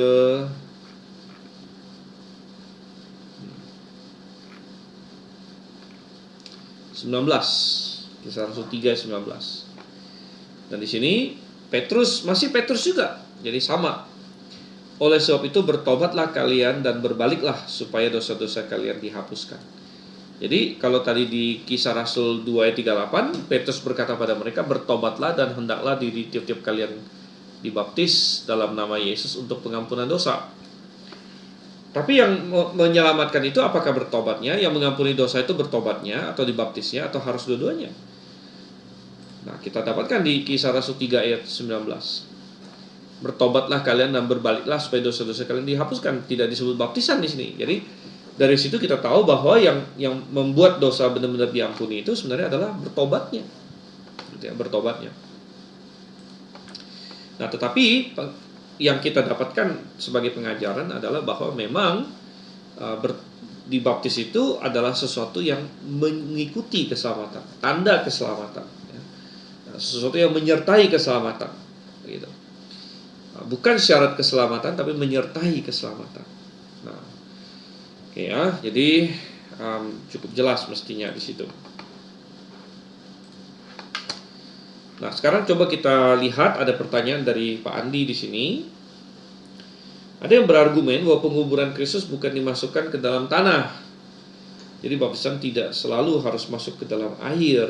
Ya, sebenarnya kita bilang bahwa kalau dibilang tidak masuk ke dalam tanah, masuk sebenarnya, begitu ya, masuk, tapi bukan tanahnya harus kayak di bawah. Dia kan, Yesus kan di dalam suatu gua, gitu kan. dalam kuburannya itu seperti gua begitu. Tapi gua itu ada di dalam mana? Gua itu biasanya ada di suatu tebing atau suatu ini, dan sering juga agak ke bawah gitu ya. Tapi katakanlah misalnya nggak terlalu ke bawah, walaupun dia sering ke bawah juga ya. Itu kan dia kayak masuk ke dalam tanah yang di dalam gunung atau di dalam lereng itu gitu. Jadi dia masuk juga gitu ke dalam tanah sebenarnya. Cuman tanahnya dibongkar sebagai suatu gua sebenarnya, dan kan digulingkan batu ya, ketutup jadinya di situ. Ya. Nah lagi pula kita bilang argumen dari masalah dikubur dengan Yesus ini kan hanya satu dari banyak argumen. Gitu ya. Ada lagi argumen dari arti kata baptizo itu sendiri dan lain sebagainya. Ya. Jadi ya ini hanya usaha desperate sebenarnya dari mereka ingin menyangkali baptisan dengan cara masuk ke dalam air. Oke, baik ya. Ya, baik, kalau ada mau pertanyaan silakan di sini ya. Nah, lalu yang terakhir dalam hal makna baptisan. Baptisan adalah suatu komitmen bergabung ke dalam suatu jemaat. Ya, jadi kita baca itu di Kisah Rasul pasal 2 bahwa kapan mereka bertambah jumlahnya, jumlah jemaat. Ya, saya bacakan ya. Kisah Rasul 2 ayat 41. Maka mereka yang dengan senang menerima firman-Nya itu memberi diri dibaptis, dan pada hari itu ditambahkan kepada mereka kira-kira 3.000 jiwa. Jadi jemaat bertambah 3.000 jiwa setelah ada yang percaya menerima firman itu dan kemudian memberi diri dibaptis. Ya. Maka jumlah mereka bertambah kira-kira 3.000 jiwa katanya di situ. Ya, demikian juga di 1 Korintus 12 ayat 13, sebab dalam satu roh kita semua juga telah dibaptis ke dalam satu tubuh. Ya, kita semua dibaptis dalam satu tubuh. Nah, sekali lagi yang sudah pernah kita bahas waktu kita lihat masalah gereja universal, ada sebagian orang menafsirkan tubuh di sini sebagai gereja universal. Jadi kita dibaptis ke dalam satu tubuh, maksud mereka anggap itu baptisan Roh Kudus ke dalam tubuh, yaitu gereja universal. Tapi kita bilang bukan, ini bicara mengenai baptisan air, baptis ke dalam satu tubuh, yaitu jemaat lokal. Dan ya itu berarti bahwa baptisan adalah salah satu cara masuk ke dalam jemaat, gitu ya. Suatu komitmen bergabung ke dalam satu jemaat di sini. Oke, itu adalah mengenai makna baptisan. Itu sangat penting sekali untuk kita pahami. Nah, baru kita masuk ke dalam poin nomor 2, yaitu subjek baptisan. Siapa sih yang boleh dibaptis? Gitu ya. Siapa yang boleh dibaptis? Nah, kita bilang penyelaman Kristen atau baptisan Kristen hanya boleh dilakukan kepada yang sudah percaya. Posisi ini kita sebut sebagai credo baptism, kontras dengan pedo baptism. Nah, pedo baptism ini dari kata pedo, ya. Nah, Anda pernah nggak pergi ke dokter anak? Itu namanya apa? Dokter anak itu namanya pediatrik, ya, pediatrik karena kata pedo dari paidia itu ya anak, gitu, dalam bahasa Yunani juga ya. Pedo baptism, baptisan terhadap anak atau bayi. Kita tidak melakukan itu, kita melakukan credo baptism. Credo itu artinya percaya. Ya, credo itu kan pengakuan iman, gitu kan. Jadi baptisan berdasarkan pengakuan iman. Jadi baptisan pada orang yang percaya, itu nama posisinya credo baptism. Jadi dengan demikian maka siapapun yang membaptis bayi itu melanggar firman Tuhan. Kenapa demikian? Terlihat dari makna baptisan yang telah dibahas di atas. Ya, kalau kita memahami makna baptisan ini, maka kita akan lihat bahwa memang baptisan itu hanya untuk orang yang percaya, karena kan tanda pertobatan namanya.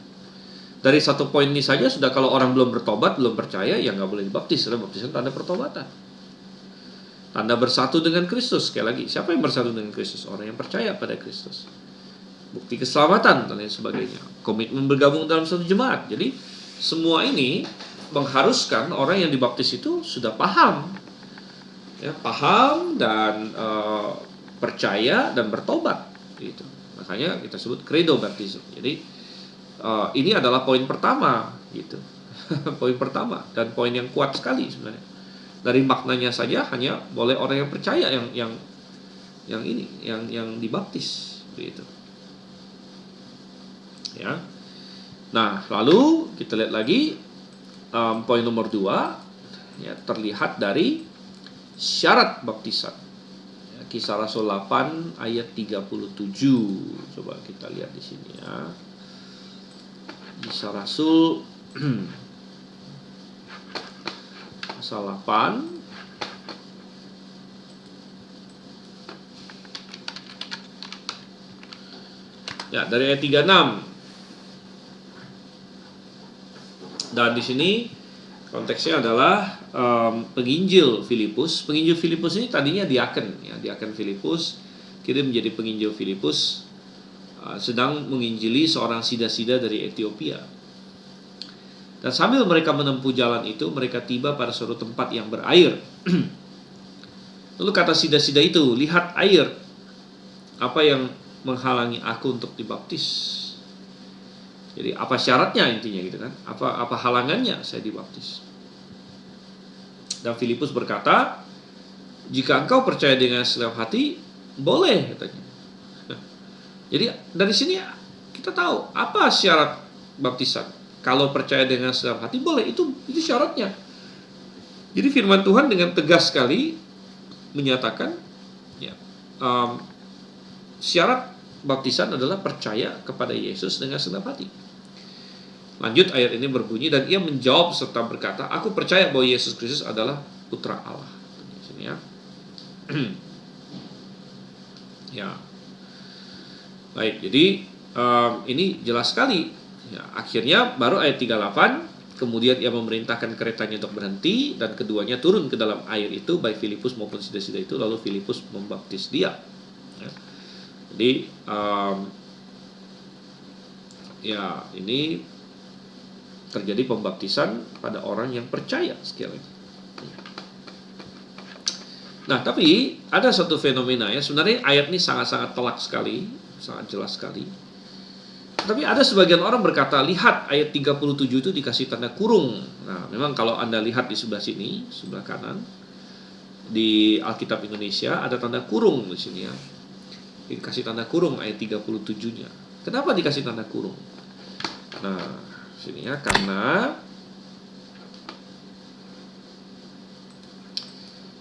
ayat ini begitu kuat sekali mendukung baptisan orang percaya atau credo baptism, maka kita lihat di sini ayat ini banyak diserang oleh para kritik tekstual yang mengatakan bahwa ia tidak terdapat dalam mayoritas manuskrip, katanya di sini ya. Mereka bilang ayat ini tidak terdapat dalam mayoritas manuskrip. Benarkah itu? Ya. Tapi kita bilang enggak juga ya, karena ada cukup banyak manuskrip yang mengandung ayat ini. Contohnya, coba kita lihat di sini ya. Ini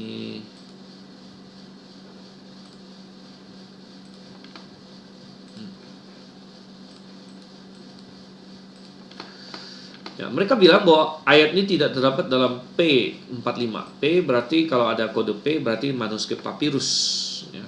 Ini dari abad ketiga. Tidak ada dalam P74 ya, papirus juga. Lalu Sinaiticus dan Vaticanus ini yang paling signifikan bagi mereka. Ya, karena nah ini sedikit masuk ke bibliologi tekstual ya, karena ini bukan kelasnya, tapi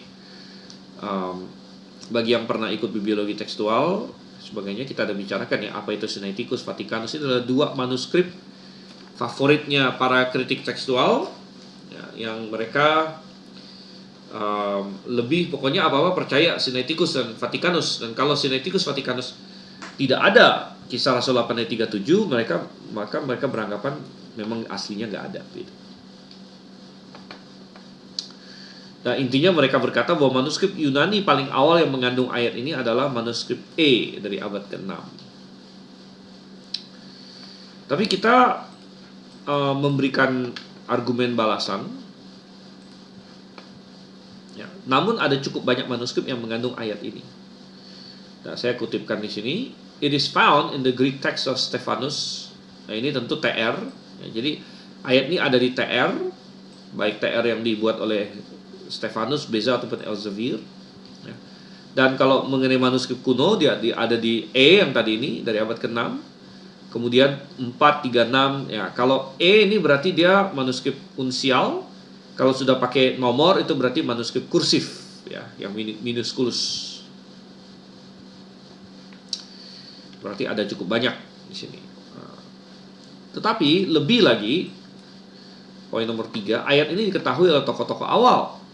Nah, kita percaya Irenaeus, Cyprian dan lain sebagainya ada mengutipnya. Irenaeus pernah berkata begini, Filipus mendeklarasikan bahwa Yesus ini adalah Yesus. Maksudnya Yesaya sedang bicara soal Yesus, ya. Dan kitab suci digenapi dalam dirinya. Ya, sama seperti juga sida-sida yang percaya itu, dan langsung meminta untuk dibaptis. Dia berkata, saya percaya Yesus Kristus anak Allah. Nah, ini adalah kutipan sebagian dari ayat 37 itu. Jadi kalau Irenaeus bisa mengutipnya, berarti ini asli.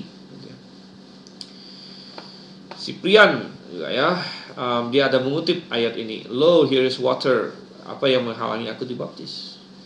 Lalu Filipus berkata, jika kamu percaya dengan segenap hati, boleh. Ini kutipan langsung dari ayat kita, begitu. Selain itu, Ambrosiaster, Ambrose dan Agustinus juga ada mengutip ayat ini. Selain itu, ayat ini juga muncul di Latin Vulgate yang diterjemahkan oleh Jerome di abad ke-4. Ini juga ada ditemukan di manuskrip-manuskrip Old Latin yang lebih tua bahkan dari manuskrip-manuskrip Yunani kita. Ya. Dan sehingga pertanyaannya di 5 di sini, apakah ayat ini ditambahkan belakangan atau dihilangkan? Kenapa ada manuskrip yang nggak ada ayat ini, ada manuskrip yang ada? Maka hanya ada dua kemungkinan, kan? Aslinya nggak ada, lalu ada yang nambahin, atau aslinya ada, lalu ada yang menghilangkan. Untuk memahami ini, kita harus lihat gereja-gereja abad kedua dan ketiga dengan segera mulai mengadopsi baptisan bayi. Bahkan baptisan bayi menjadi posisi dominan di dalam kekristenan untuk suatu waktu, ya. Sehingga tidak masuk akal untuk menambahkan ayat ini.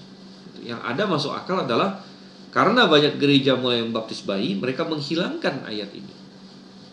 Ya, jadi itu sedikit menjawab. Tadi ada pertanyaan juga, ya, dari Pak Arisman di sini. Ada pertanyaan dari Bapak Alyong dan Bapak Arisman.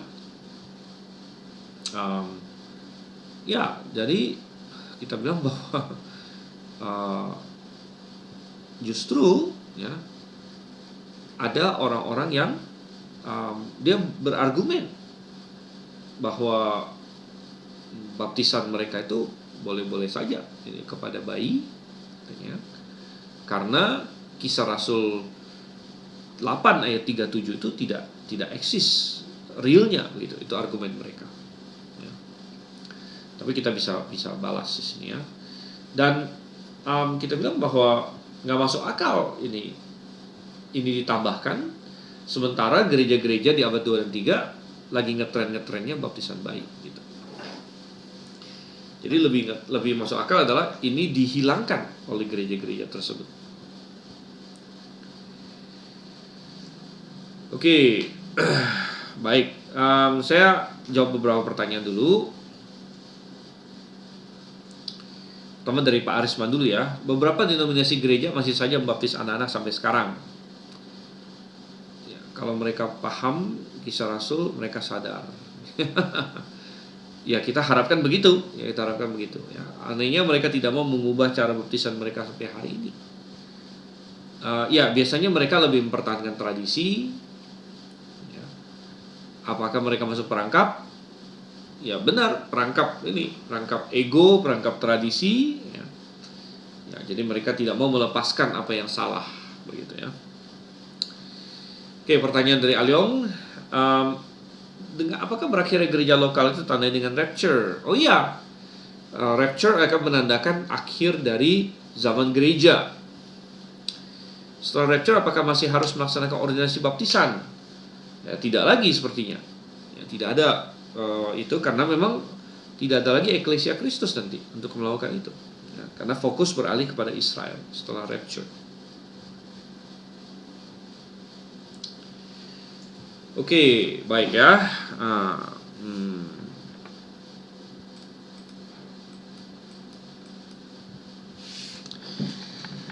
Oke, sebentar. Nah, lalu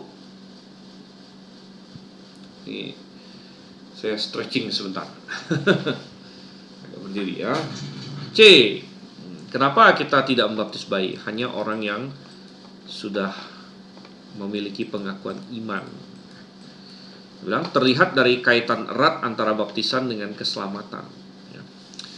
Jadi memang ada kaitan erat antara baptisan dengan keselamatan. Tapi sekali lagi bukan baptis dulu baru selamat. Nah, jadi kalau saya balik ke sini,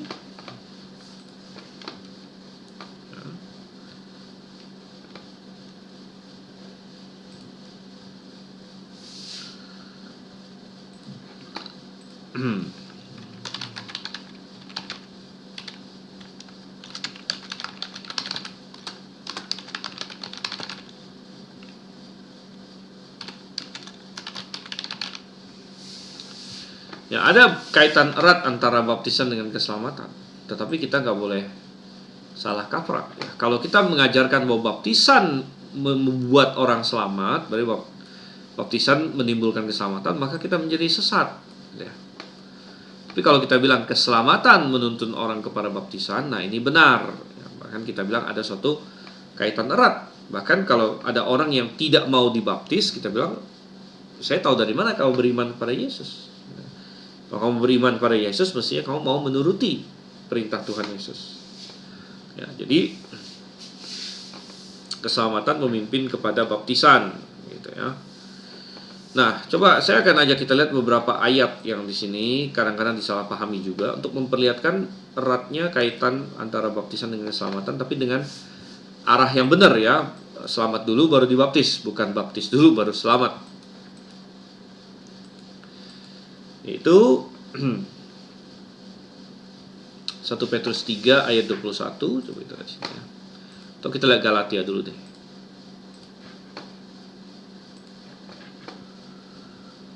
Ya.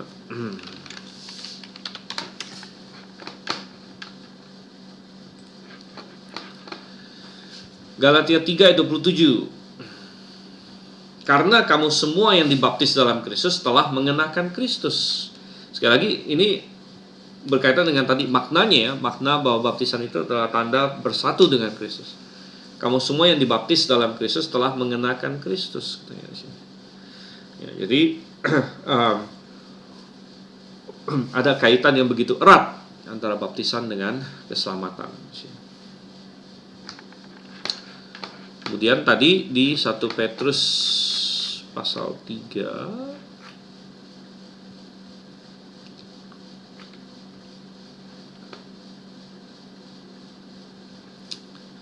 Nah, ayat ini perlu dipahami dengan benar nih ya.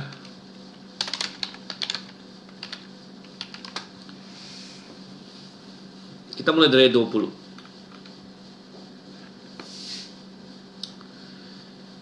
Yang dahulu tidak taat, ketika suatu kali kesabaran Allah menantikan mereka pada hari-hari Nuh, ketika bahtera sedang dipersiapkan, di mana hanya sedikit, yaitu 8 jiwa yang diselamatkan melalui air. Jadi waktu air bah Nuh, waktu itu kan ada air bah, 8 orang selamat ya. Melaluinya juga baptisan sebagai suatu gambaran sekarang menyelamatkan kita. Bukan pembersihan kotoran daging, melainkan permohonan akan hati nurani yang baik kepada Allah melalui kebangkitan Yesus Kristus ya.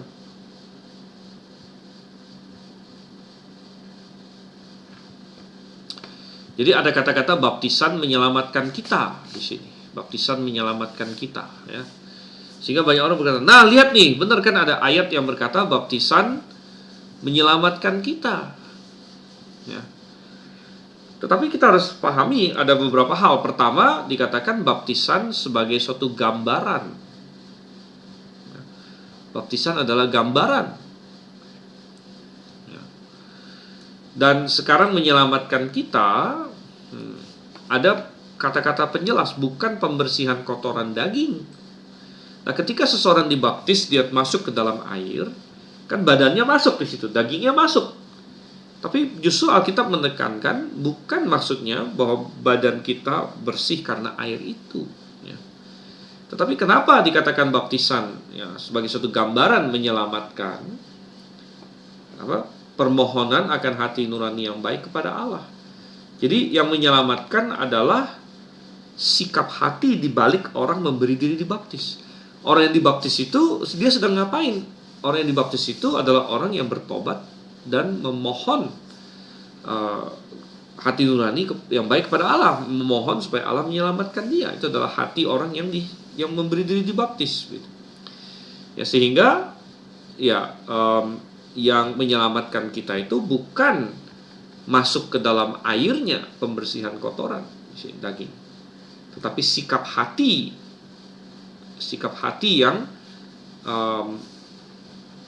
yang mendorong kita untuk masuk ke dalam air. Gitu. Dan apa itu sikap hati yang mendorong kita masuk ke dalam air? Ya bertobat dan percaya itu. Itu permohonan akan hati nurani yang baik kepada Allah. Nah, semua ini kalau kita pahami dengan benar, maka kita sampai pada kesimpulan baptisan memang tidak menyelamatkan, tapi baptisan berkaitan erat dengan keselamatan. Ya, bukan sebagai syarat, tapi sebagai gambaran, sebagai sesuatu yang mengikuti keselamatan, ya, sebagai perintah Tuhan ya, yang perlu untuk dilakukan. Oke, baik ya.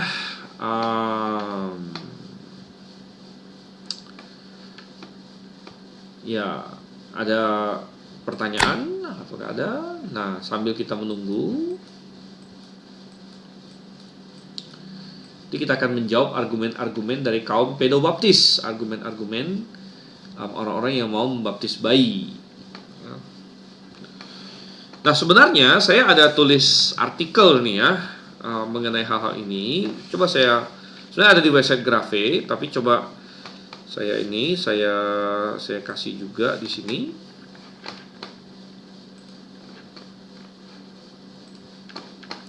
Saya masukin grup ya.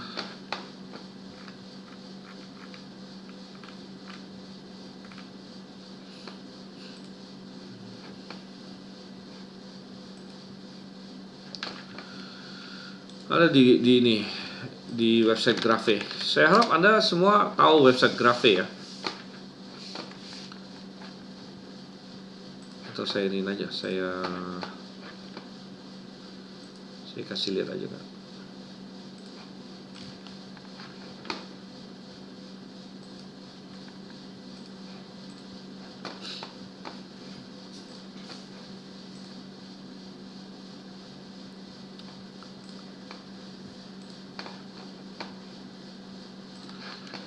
Oke, dan ada banyak ini Anda bisa temukan di website Grafe. Anda lihat multimedia atau coba bahasa Indonesia ya, bahasa Indonesia, multimedia, penerbit, download. Nah, download di sini ya, download artikel gratis. Ada beberapa artikel di sini. Ya. Metode pembaptisan dan kesalahan baptis bayi. Coba biar saya ini, nah nanti ada ini bisa dilihat.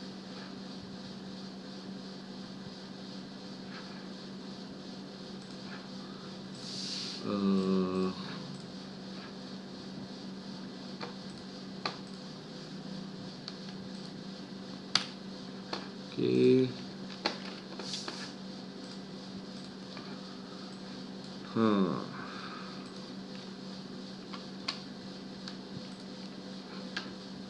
Metode pembaptisan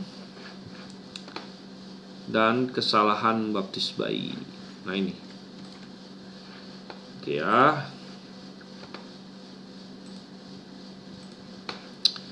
Nah nanti untuk minggu depan, karena kita kan bentar lagi habis ya kelas kita, saya sudah kasih 2 PDF ini di WhatsApp grup kita. Dan kalau Anda yang ikut di YouTube, Anda nggak ada di WhatsApp grup, Anda tetap bisa download ini ya, sesuai dengan di website yang saya kasih lihat ini. Dan untuk minggu depan, sebelum kita masuk ya, tolong dibaca dulu baca dulu, ini nggak terlalu panjang kok ya, tapi ada argumen-argumen yang penting yang untuk bisa dilihat di situ. Oke, ada pertanyaan dari Saudara Alyong. Orang-orang yang tidak ikut rapture yang berasal dari kalangan bukan Yahudi sangat mungkin masih banyak yang masih bergereja. Ya, benar. Artinya orang Kristen atau gereja-gereja yang tidak alkitabiah masih banyak di sini. Bukankah tidak menutup kemungkinan mereka masih melakukan baptisan? Ya, benar. Tapi baptisan yang nggak benar gitu kan. Ya, jadi baptisan yang menurut mereka benar. Atau saat zaman kesusahan besar sudah tidak ada gereja sama sekali, kamu tidak alkitabiah? Enggak, pasti masih ada gereja yang tidak alkitabiah gitu. Gereja Katolik tentu masih ada gitu, karena gereja Katolik sama sekali tidak alkitabiah. Ya, dan banyak ya, masih banyak gereja lain lagi, karena gereja Katolik tidak mengajarkan jalan keselamatan yang alkitabiah, sehingga mayoritas mungkin boleh dibilang hampir semua orang Katolik tidak diselamatkan gitu. Dan ya, kita bilang bahwa oleh karena itu ketika rapture ya mereka akan tertinggal. Ya, tetapi mereka tetap akan melakukan baptisan tapi yang salah gitu, yang tidak alkitabiah gitu. Ya, jadi itu bukan baptisan sebenarnya. Gitu, ya. Oke, baptisan alkitabiah sudah tidak ada lagi nanti di masa tribulasi.